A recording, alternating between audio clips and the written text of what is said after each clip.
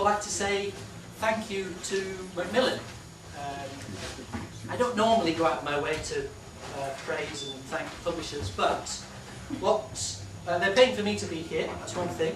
But at the centre of what I'm going to talk about is really a new publication which Macmillan are bringing out, as well as many other resources at the heart of this presentation, looking at materials for integrating content and language subjects.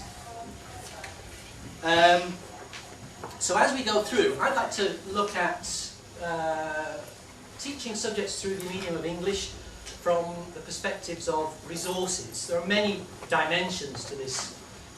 And at the plenary this morning, Rosa was talking about TEE in Korea, and I managed to grab a few minutes of her time in the coffee break. She so kindly offered to sit and talk with anybody who wanted her attention.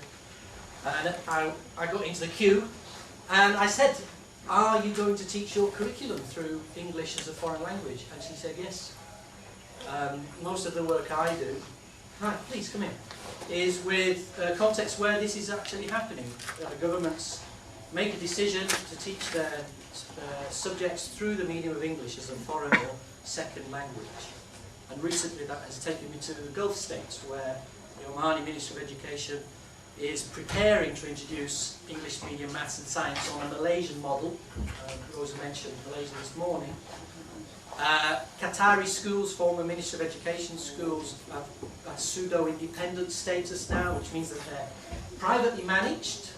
They get grants from the government for numbers of students, and they import expats and native speaker curriculum materials and textbooks. And this resource is a drop in all of that ocean, I think. It's really looking at what the materials might be like if they're written specifically for those kinds of audiences. Okay, I hope this is going to work as well. Yes, the perspectives I'd like to look at are really looking at task and language. And I said there are many perspectives on teaching subjects through English, but the two real areas that interest me, particularly in the work that I do, is really materials design with teachers and carrying them out, delivering them in the classrooms. I teach myself in a bilingual school in Bulgaria, and all of the work I do alongside my colleagues is integrating English with the subjects they're studying with their subject teachers. Bulgaria has a long history of CLIL. It wasn't called CLIL when they started.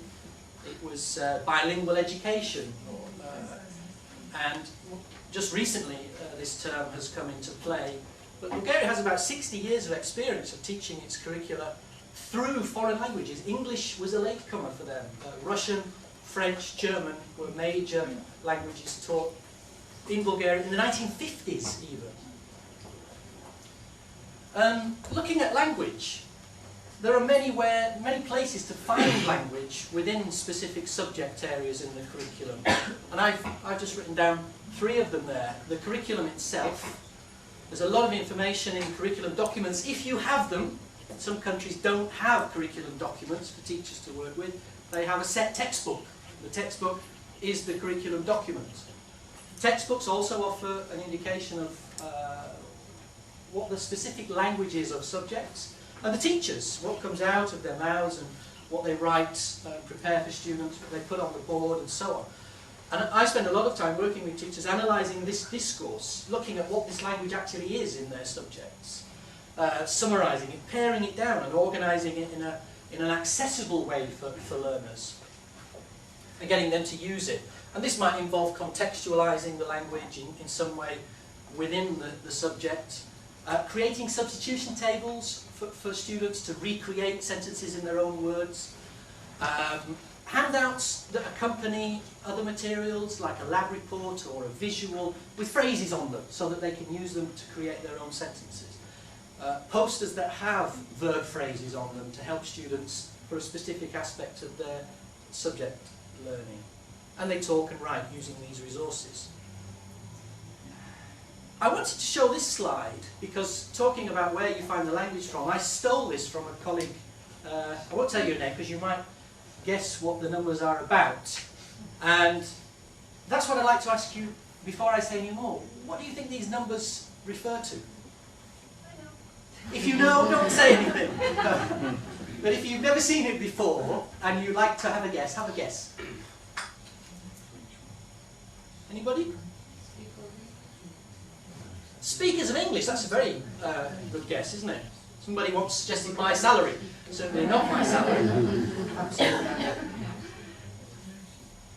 Any other ideas?